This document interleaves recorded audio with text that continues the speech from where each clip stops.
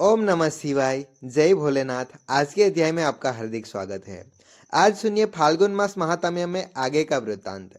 देवगण कहने लगे, हे भगवान, आपको नमस्कार है। आप देवताओं के ईश्वर तथा गणों के स्वामी हैं, आपको नमस्कार है। हे गजानन, आप महादेव जी के भी अधिदेवता है, आपको नमस्कार है।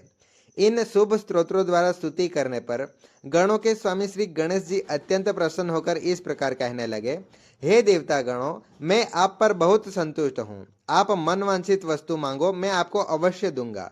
तब देवतागण कहने लगे, हे महाभाग्य, कृपा करे, धर्मार्थ में रहने वाले ब्राह्मण, वैश्यजन, धार्मिक पुरुष तथा वर्णाश्रम से अलग रहने वाले का भी आप सदा संरक्षण करें, सदा उनकी रक्षा करें। आपकी कृपा से यहाँ के ब्राह्मण और महाबली वैश्य सदा धन और सुख से संपन्न रहे। जब तक सूर्य, चंद्रमा और पृथ्वी रहे, तब तक आप यहीं रहकर सबकी रक्षा करें।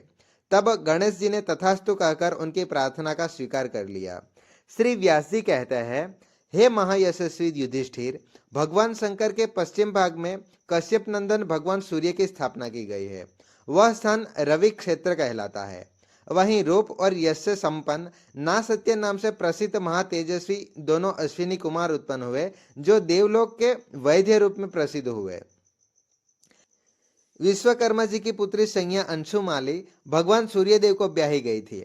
संज्ञा से यमराज और यमुना ये दोनों संतानें उत्पन्न हुई। यमुना महानदी के रूप में प्रसिद्ध हुई। संज्ञा देवी भगवान सूर्य के तेज को सहन नहीं कर पाती थी, इसीलिए उन्होंने अपनी छाया का आह्वान करके कहा, तुम मेरी ही तरह भगवान सूर्य की सेवा में सदा उपस्थित रहो। मेरे पुत्रों और पति सूर्यदेव के साथ सदा उत्तम व्यवहार करना। ऐसा कहकर संज्ञा देवी अपने पिता के घर चली गई। वहां उन्होंने अपने पिता विश्वकर्मा जी का दर्शन किया।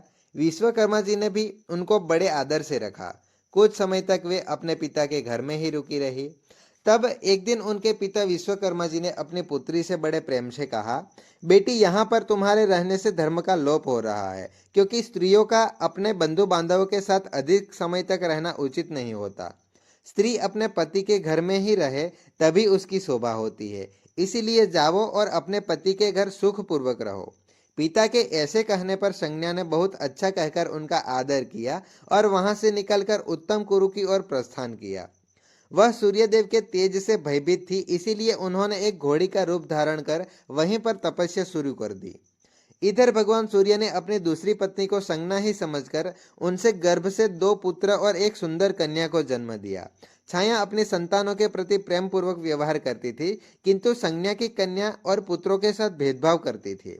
लाड़ प्यार और भोजन आदि में वह हर दिन भेदभाव रखती थी। यमुना ने तो उसके इस व्यवहार को सह लिया, किंतु यमराज सहन नहीं कर सके। उन्होंने अपने पिता के पास जाकर प्रणाम करके कहा, तात, ये मेरी माता नहीं है। यह सुनकर भगवान सूर्यदेव ने छाया संज्ञा को बुलाकर पूछा, देवी संज्ञा कहाँ चली गई? उनके बारे में पूछने पर भी जब छाया ने कुछ नहीं बताया, तब सूर्यदेव क्रोध में आकर उन्हें शाप देने के लिए तत्पर हो गए। इससे भयभीत होकर छाया ने सारी बात ज्यों की त्यों सुना दी। सारी बात जानने के बाद सूर्यदेव विश्वकर्मा जी के घर पहुंचे और संज्ञा के बारे में पूछने लगे। विश्वकर्मा जी बोले, देव, संज्ञा आपके भेजने से मेरे घर आई तो अवश्य थी, किंतु मैंने उससे फिर से वापस भेज दिया था। यह सुनकर भगवान सूर्य ने समाधि में स्थित होकर देखा कि संज्ञा घोड़ी का रूप धारण करके उत्तर कुरुक्षेत्र में तपस्या कर रही है। उन्होंने ध्यान के द्वारा यह भी समझ लिया कि तेज असह्य होने के कारण वह मेरी ओर देखने में समर्थ नहीं हो सकी। आज 50 वर्ष बीत चुके हैं जब से उन्होंने पृथ्वी पर जाकर तपस्या की है। तब भगवान सूर्य बड़ी तेजी से संज्ञा के पास गए। उस समय वे धर्मारण्यपुर में तपस्या में लीन थी। भगवान सूर्य को आया हुआ देखकर सूर्य पत्नी संज्ञा पुनः घोड़ी के रूप में स्थित हो गई। यह देखकर भगवान सूर्य भी अश्वरूप हो गए। फिर उन दोनों का मिलन हुआ, जिससे वे दोनों अश्विनी कुमार उत्पन्न हुए। उनके दाहिने खुर से पृथ्वी फटने के कारण वहां पर एक कुंड बन गया और उसमें जल प्रकट हो गया। इसी प्रकार पिछले चरणों से भी एक दूसरा कुंड वहां पर बन गया। इस कुंड में स्नान करने से मनुष्य सभी पापों से मुक्त हो जाता है और उसका शरीर कोढ़ आदि रोगों से कभी पीड़ित नहीं होता। राजन, इस प्रकार तुमसे अश्विनी कुमारों की उत्पत्ति का वृत्तांत मैंने सुनाया। देवताओं ने वहां जाकर सूर्यदेव को वकलवन के स्वामी के रूप में स्थापित किया। साथ ही वहां पर रानी संज्ञा और दोनों अश्विनी कुमारों की भी स्थापना की गई। जो मनुष्य इंद्रियों को संयम में रखकर श्रद्धा पूर्वक सूर्य कुंड में स्नान करता है वह महानरक में पड़े हुए अपने पितरों का भी उद्धार कर लेता है। जो श्रद्धा पूर्वक देवताओं और पितरों का तर्पण करके उस कुंड का जल पीता है उसका पुण्य कोटि गुना हो जाता है। रविवार युक्त सप्तमी, चंद्र ग्रहण तथा सूर्य ग्रहण के समय जो सूर्य कुंड में स्नान करते हैं वे फिर कभी गर्भ में वापस नहीं आते। संक्रांति, व्यतिपात और वैधृति योग में पर्वों के अवसर पर शुक्ल और कृष्ण पक्ष की पूर्णिमा, अमावस्या और चतुर्दशी को जो सूर्य कुंड में स्नान करता है उसे कोटि यज्ञों का फल प्राप्त होता है। जो मनुष्य एकाग्रचित होकर वकलादित्य का पूजन करते हैं वह जब तक सूर्यदेव तपते हैं तब तक परम धाम में निवास करता है। उसे कभी सांप से भय नहीं होता और भूत प्रेत आदि की बाधा भी नहीं होती। जो मनुष्य रोगाग्रस्त हो वह सूर्य कुंड में 6 महीने तक स्नान करने से सभी रोगों से मुक्त हो जाता है। हे धर्मराज युधिष्ठिर, जो मनुष्य इस धर्मारण्य क्षेत्र में कन्यादान करता है वह उस विवाह यज्ञ से पवित्र होकर ब्रह्मलोक में भी पूजित हो जाता है। इस क्षेत्र में गौदान, सैयादान, मूंगा, घोड़ा, दासी, भैंस, तिल और सोने का दान करना चाहिए। रविवार युक्त सप्तमी तिथि में जो वकलादित्य का स्मरण करता है उसे ज्वर आदि रोगों, शत्रुओं तथा व्याधियों से भय नहीं मिलता। युधिष्ठिर जी ने पूछा, मुनि, भगवान सूर्य का नाम वकलादित्य कैसे पड़ा? तब व्यास जी कहने लगे, हे राजन, जब संज्ञा रानी ने भगवान सूर्य की प्राप्ति और उनके तेज की शांति के लिए एकचित होकर वकल नामक वृक्ष के नीचे तपस्या की थी तब उस वृक्ष के नीचे आकर भगवान सूर्य बहुत शांत हो गए। तभी रानी ने 2 परम मनोहर दिव्य रूपधारी पुत्र उत्पन्न किए। इसी कारण भगवान सूर्य का नाम वकला पड़ गया। जो वहां स्नान करता है उसे कोई व्याधि या कोई पीड़ा नहीं देता और वह धर्म, अर्थ तथा काम को प्राप्त करता है। वहां 6 महीने में मनुष्य को सिद्धि प्राप्त हो जाती है और अंत में वह मोक्ष को भी प्राप्त कर लेता है। व्यास जी कहते हैं, हे धर्मराज, अब एक अन्य वृत्तांत भी सुनाता हूँ, सुनो। धर्मारण्य के पूर्व से उत्तर दिशा में देवराज इंद्र ने भगवान शंकर को प्रसन्न करने के लिए 300 वर्ष तक कड़ी कठिन तपस्या की थी। वृत्तासुर के वध से जो पाप लगा था उसे दूर करने के लिए इंद्र जितेंद्रिय और एकाग्रचित होकर भगवान शंकर की आराधना में लीन हुए थे। उस समय भगवान चंद्रशेखर उनकी तपस्या से बहुत प्रसन्न हुए और उनके पास आकर बोले, देवराज, तुम जो कुछ भी मांगते हो मैं उसे अवश्य ही दूंगा, आप मांगो। देवराज इंद्र कहने लगे, हे देवेश्वर, हे कृपा सिंधु महेश्वर, अगर आप मुझ पर प्रसन्न है तो वृत्तासुर के मरने से जो पाप मुझे लगा था उसका कृपया नाश कर दीजिए। भगवान शिव कहने लगे, हे देवराज, धर्मारण्य में ब्रह्म हत्या किसी को पीड़ा नहीं दे सकती।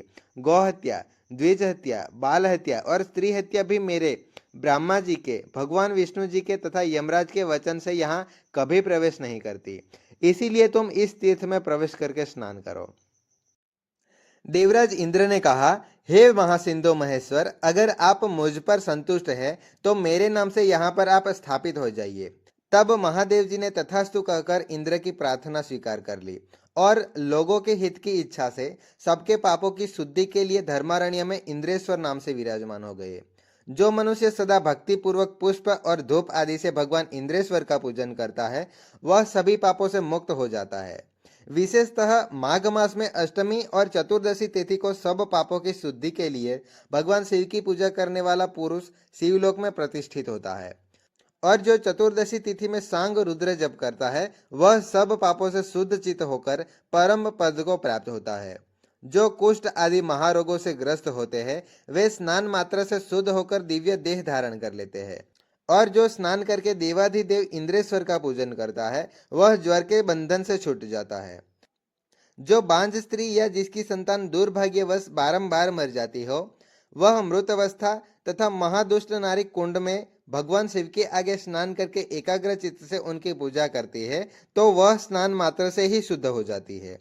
इस प्रकार देवराज इंद्र को बहुत से वरदान देकर पिनाकधारी भगवान शंकर देवता और असुरों से सेवित होकर अपने धाम को चले गए। इसके बाद महातेजस्वी इंद्र भी अपनी पुरी को लौट गए। इंद्र के पुत्र जयंत ने भी वहां उत्तम शिवलिंग की स्थापना की। उस लिंग में स्थित भगवान शिव जयंत के द्वारा अपनी स्तुति सुनकर सदा उन पर संतुष्ट रहते हैं। राजन, वहां धरा क्षेत्र नामक तीर्थ है जिसमें देवमजन नामक उत्तम सरोवर शोभायमान है। आश्विन कृष्ण चतुर्दशी के दिन उस सरोवर में स्नान और जलपान करके मनुष्य सभी पापों से मुक्त हो जाते हैं। विधि पूर्वक उपास करके देवेश्वर भगवान शिव की पूजा करने से डाकिनी, शाकिनी, बेताल, पितृ, ग्रह और नक्षत्र पीड़ा नहीं देते हैं। वहां सांग रुद्र जप करने से सब पापों से मुक्ति मिल जाती है। अनेक प्रकार के रोग नष्ट हो जाते हैं। त्रेता युग की बात है।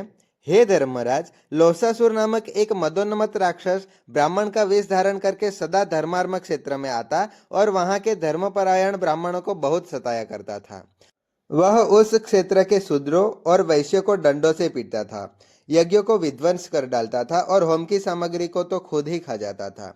वहां की वेदी और बावड़ी आदि को देखकर वह मोहवश उन सबको अपवित्र कर देता था। उस स्थान में जो भी पुण्य भूमि थी उसे लोसासुर ने मलमूत्र आदि डालकर गंदा कर दिया। उसके डर से भयभीत होकर सभी ब्राह्मण अपने परिवार सहित सब दिशाओं में भाग गए। वैसे भी भयभीत होकर उन ब्राह्मणों के पीछे चले गए। उधर महान भय से डरे हुए दूर जाकर सब शूद्रों और ब्राह्मणों के साथ मिलकर वैश्यों ने कुछ विचार किया और सब एकमत होकर परम पवित्र मुक्तारण्य नामक निर्जन वन में चले गए। वहां थोड़ी ही दूरी पर उन्होंने निवास बनाया और उस गांव को उन्होंने वज्र नाम से बसा लिया। वह गांव संसार में शंभु ग्राम के नाम से विख्यात हुआ। जिसके बाद भय से भागे हुए कुछ वैश्यों ने थोड़ी दूर जाकर मंडल नाम से गांव बसाया। कुछ वैश्य ब्राह्मणों के समूह से अलग होकर किसी दूसरे मार्ग में जा पहुंचे और धर्मार्थ से थोड़ी दूर जाकर इस चिंता में पड़ गए कि हम लोग यहाँ कहाँ आ गए हैं। वहां उन्होंने अंडालज नाम से प्रसिद्ध एक गांव बसा लिया। जिस गांव का आदि निवासी वैश्य जिस नाम से प्रसिद्ध थे उसी नाम से उस गांव की प्रसिद्धि हो गई। सब वैश्य और ब्राह्मण भय से व्याकुल होकर मोह को प्राप्त हुए, इसलिए उन्होंने अपनी निवास भूमि का नाम मोहमयी रखा। इस प्रकार सब लोग धर्मारण्य से दसों दिशाओं की ओर पलायन कर गए। ब्राह्मण और वैश्य कोई भी धर्मार में नहीं ठहर सके। उस समय सब तीर्थों का भूषण स्वरूप परम दुर्लभ वह धर्मारक क्षेत्र उजड़ हो गया। लोसासुर ने उसकी बड़ी दुर्दशा कर डाली। वह दानव उस स्थान के तीर्थों का नाश और ब्राह्मणों का निष्कासन अर्थात ब्राह्मणों को वहां से भगाकर बहुत प्रसन्न होकर अपने घर को चला गया। जय भोले शंभू, हर हर महादेव। अगर दी हुई माहिती आपको अच्छी लगी हो तो वीडियो को लाइक करके चैनल को जरूर सब्सक्राइब करिए और बेल आइकन को जरूर प्रेस कर दीजिएगा, जिससे कि आने वाली ऐसी ही इंफॉर्मेटिव वीडियो की नोटिफिकेशन आपको तुरंत मिल सके। धन्यवाद।